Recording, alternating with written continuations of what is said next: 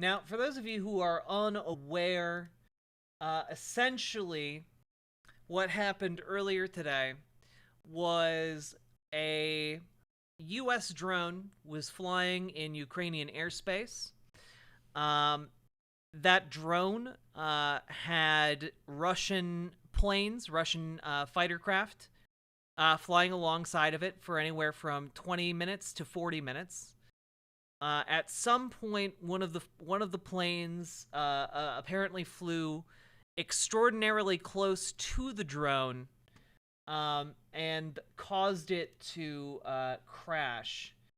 Um, so to kind of go over this a little bit, see the Reaper drone and two Russian Su-27 aircraft flying over international waters over the Black Sea on Tuesday when one of the Russian jets intentionally flew in front of and dumped fuel on the unmanned drone several times, a statement of the U.S. European Command said.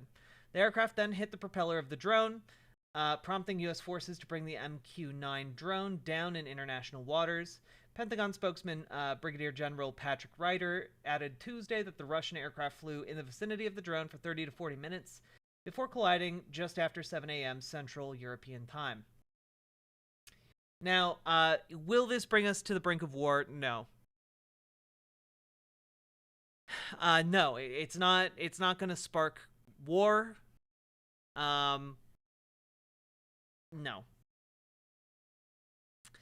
Kind of a dick move, yes. But like, not the kind of thing like they shot down our drone in international waters. That would be a very different situation, I think.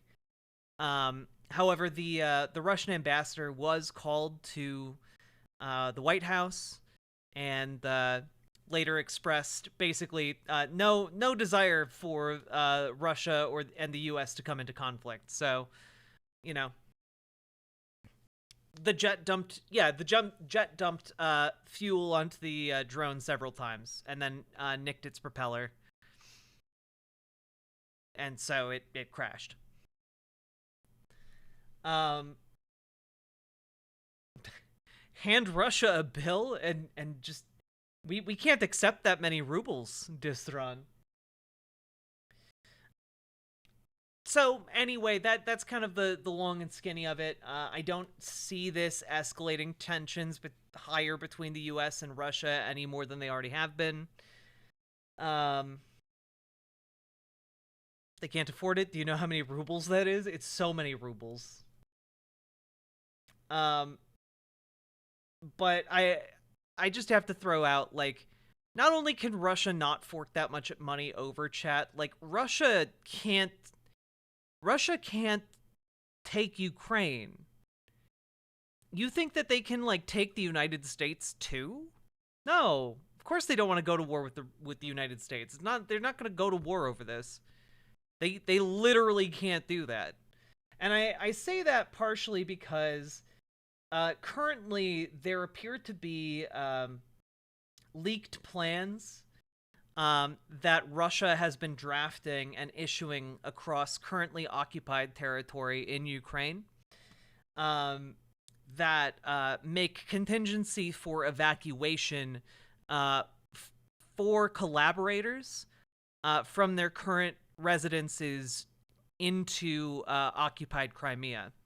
Now, this is pretty interesting. This came out earlier today. But Russia drafting evacuation plans to take collaborators from Zaporizhzhia to Crimea, which, again, if you need kind of like a refresher here,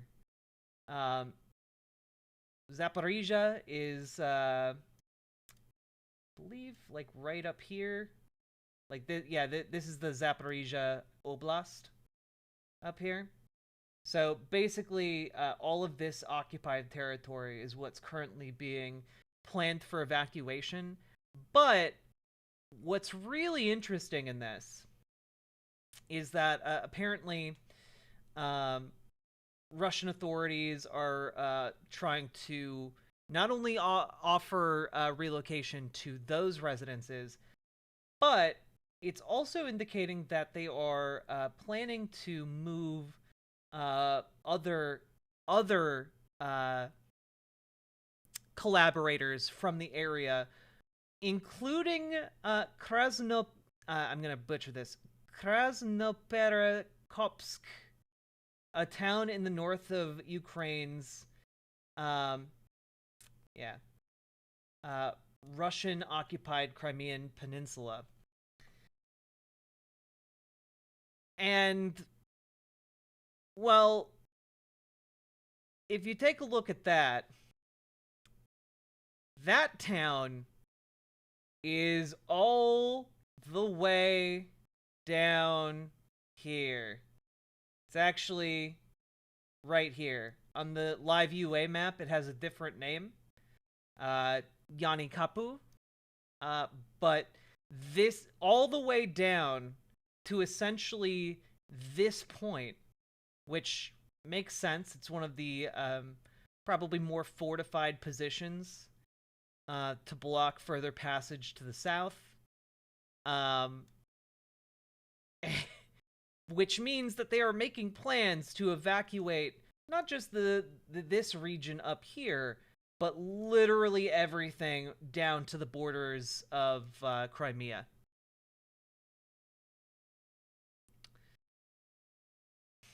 Yes, and Russian, or not Russian, Ukrainian partisans in Melitopol blew up a collaborator in his car earlier today. So it's not looking good for Russia right now. They've seemed to have directed a lot of their forces to the north here to try and make gains up here and retake, again, their goal is to retake the Luhansk and Donetsk oblasts. That's their stated goals. However, that's looking increasingly unlikely to happen, especially considering they still haven't completely encircled Bakhmut, which has been their main goal for a while now. And now the leader of the Wagner mercenaries, who is a close associate of Putin's, and keep in mind, Wagner is a group of neo-Nazi mercenaries that numbers in the 50,000s. It's now estimated that over half of them have been killed in the attempt to take Bakhmut. And the leader of Wagner is basically ranting and raving on social media about how if Wagner has to retreat from Bakhmut, the entire front line of the Russian lines is going to collapse, which, well, that would be very interesting to see, indeed. Has it been long enough that the existing population of Crimea wouldn't necessarily want to reintegrate into Ukraine? Well, one hand wonder, it's kind of hard to tell. Mostly because the only data we have to go on like what people in Crimea actually want was like a referendum that was hastily done after their territory was already occupied by Russian special forces. So, frankly, we have no idea. But I would imagine that Ukraine and a sizable number of the people in Crimea probably wish to stay Ukrainian. Probably don't take super kindly to the annexation of territory that is globally recognized as illegal.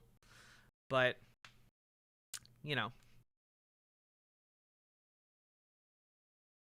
At some point, well, yeah, I think the Wagner Group has been barred from using more prisoners to swell its ranks, so they're kind of stuck. Imagine those two parts of Ukraine just could have been their own independent state, not under the control of Russia or Ukraine.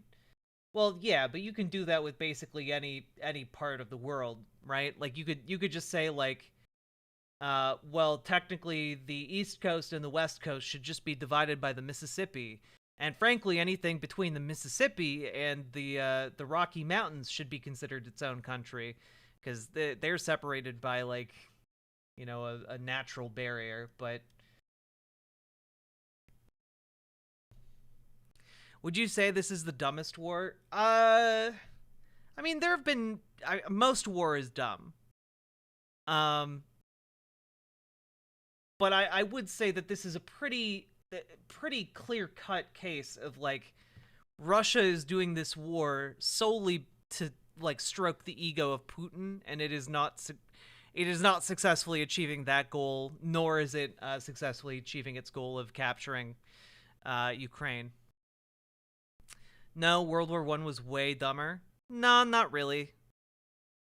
World War One was kind of a natural consequence of the economic and the economic systems at play in the world. I would argue a natural consequence of the era of colonialism.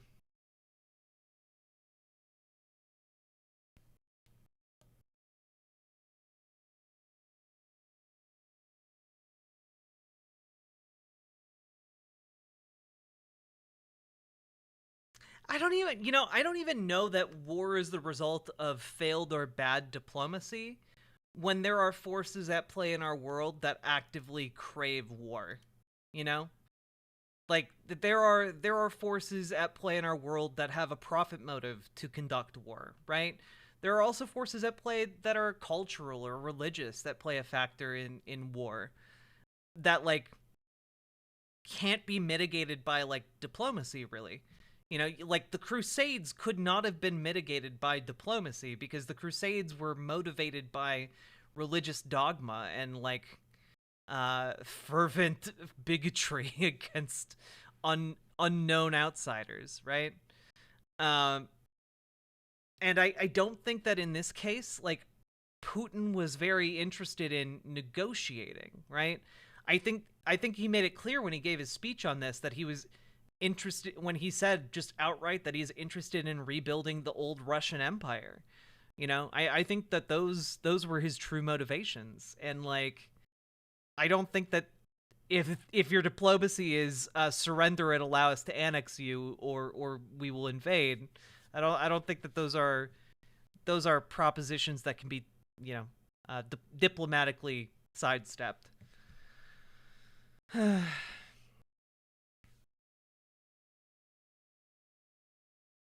I think war is dumb, but I don't know if I can think a war that was so completely stupid to even try.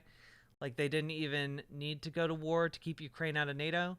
Just occupying Crimea prevented it, and every other possible motivation hasn't worked out either, other than the rebirth of Russian imperialism. I mean, yeah. Well, so like GD Reaper, it's stupid now in retrospect, right? Like it's stupid now looking back on it because and I know it's been over a year now, so it's kind of crazy to like think back on it, but a year ago people thought that like Ukraine would fall within like a couple days. People thought that Russia would establish air superiority and would be able to just pummel Ukraine with bombing runs until they surrendered, you know? And so, like, the fact that they have held out as long as they have, and, like, done so much damage to the Russian military. I mean, like, some of the casualty estimates of this conflict are just mind-boggling.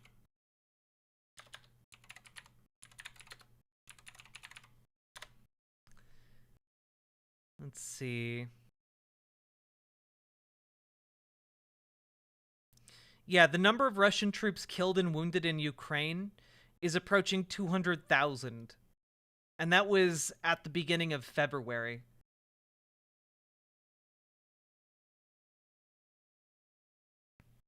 Like they're just throwing their soldiers into a meat grinder, you know? If you've ever heard Putin talk about the breakup of the USSR, he regards it as literally one of the saddest mistakes of history, and you can sense the butthurt in his voice. He pretty nakedly wants the rebirth of the USSR. Oh yeah, 100%. Historically speaking, as far as I know, the only nations that have vanished from the map have been the ones that willingly gave up their independence at some point.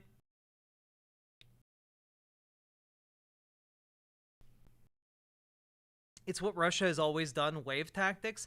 Yeah, except they can't really get away with it anymore, you know? Like they don't really have the ready population of like starving peasants who have no choice, you know?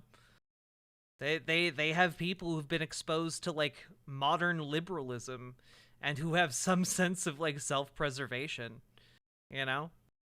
Those troops are just like rolling into like Ukrainian towns and being like, "Hey, we're really cold and hungry. If we surrender, will you give us food?" And like surrendering to the Ukrainians. Have you seen channel 1420 on YouTube? No, I have not.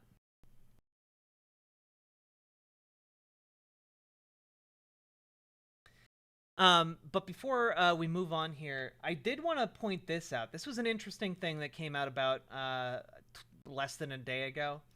Um, the German progressive magazine Der Spiegel identified the boat that is connected with the Nord Stream pipeline explosions, which is a big deal because basically, since the Nord Stream pipeline explosion, all the sides have just been pointing the fingers at each other. There's been very little hard evidence. Um, However, it appears that Der Spiegel has identified that the boat used was a German vessel named the Andromeda. And however, at this time, it's not really known who made up the crew, who funded the vessel's voyage. Nothing's really known about it so far, but it is interesting that they've been able to track down the boat. And if it is Germans, that'd be interesting. Um, the New York Times has said that they have sources pointing towards what is nebulously called a pro-Ukrainian group may have been behind the attack. But no one really knows yet, and there's very little hard evidence aside from this mysterious Andromeda vessel. I thought Kevin Sorbo, man, anodyne quinine, what a deep cut. What a deep cut. Maybe partisans, but usually partisans don't operate behind friendly lines, you know? Maybe it could be like Russian sympathizers. I'm not exactly sure. My guess would be like either it's Russian like spec ops agents who had like or spies who had infiltrated Germany to try and frame Germany for doing it, but I don't or NATO for doing it, but I don't understand the motivation. I don't understand the motivation on any side, frankly, to explode the Nord Stream 2 pipeline. Yeah, I don't get it. I don't know what to make of it, but I found that info very interesting. The other thing that I find extraordinarily interesting, because I didn't think I didn't think we'd actually see this happen. Apparently, Poland's prime minister has stated that they intend to supply Ukraine with MiG-29 fighter jets within the next 4 to 6 weeks. So currently, as far as I know, Ukraine effectively doesn't have an air force outside of like helicopters. And Poland is looking to provide them with with MiG-29s. And apparently there are Ukrainian pilots as of late February that are prepared to operate MiG-29 fighter jets. So I guess Ukraine is taking steps to secure an air force for itself, and man, at that point, like the prospect of them retaking Crimea becomes much more of a reality.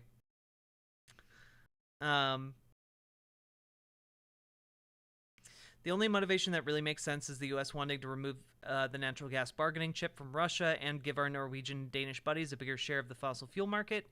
Yeah, except Except it would be such an easy thing to trace back to the United States. And if it was traced back to the United States, then that, like, fucks everything up. It doesn't make sense to me. Doesn't make sense to me.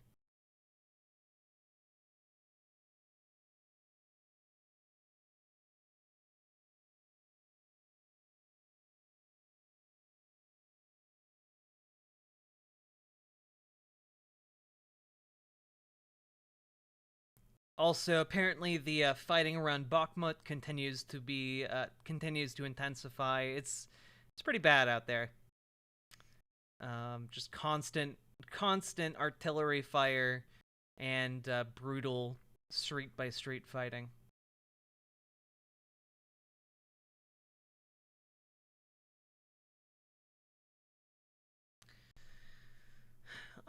Also, it's kind of surprising, but Ukraine did have a fairly modern air force that's managed to not be totally wiped out, but they do need more planes and better planes to keep fighting. Yeah, no, at the beginning, they had, like, Ukrainian Air Force.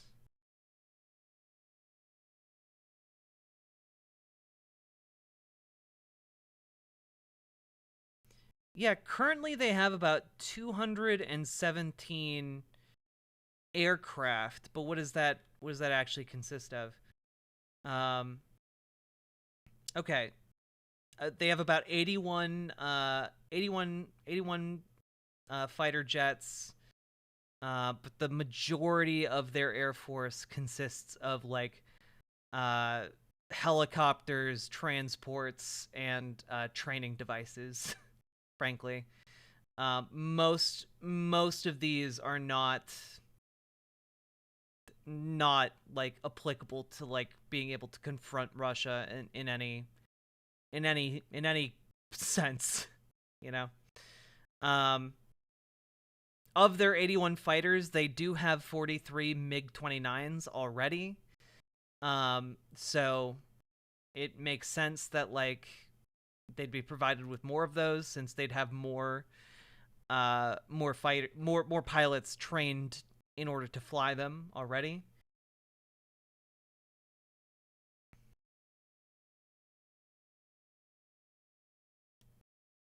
Just real quick. Yeah, God, man.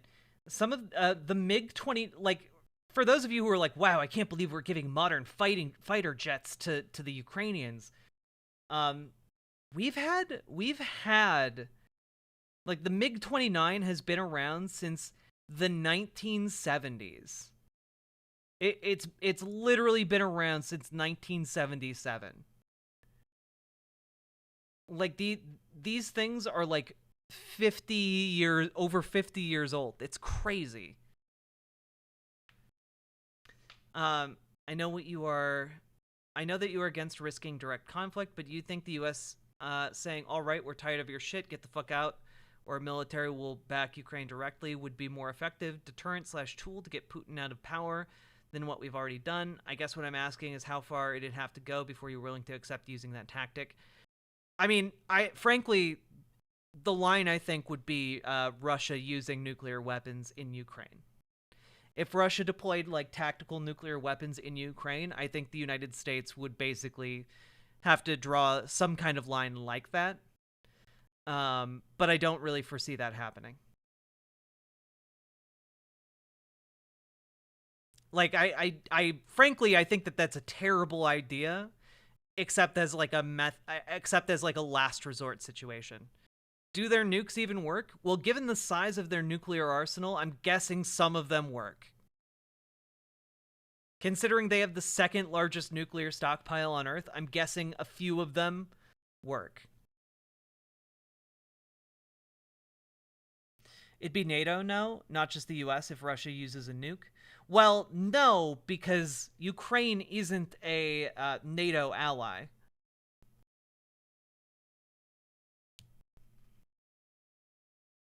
Yeah, nuclear weapons can expire, but you can also just do maintenance on them to prevent that from happening. And the idea that Russia just didn't do any maintenance on their entire nuclear arsenal, I don't believe. Yeah, like nuclear weapons degrade over time and need to be like, revamped, reworked, retrofitted, whatever the word is that's applicable here. I don't know, they're pretty dumb. Let me put it this way, okay? Literally, countries have. North Korea has spent its entire existence trying to secure nuclear weapons for itself because it knows that its existence would basically be safeguarded if it had a nuke trained on Seoul, South Korea. Okay, that's like been their goal for like the last, however many years it's existed. Um, the idea that Russia just didn't, whoopsie daisy, slipped on a banana peel, and their nuclear arsenal, all of them, their thousands upon thousands of nukes just no longer work. I do not believe that. I don't.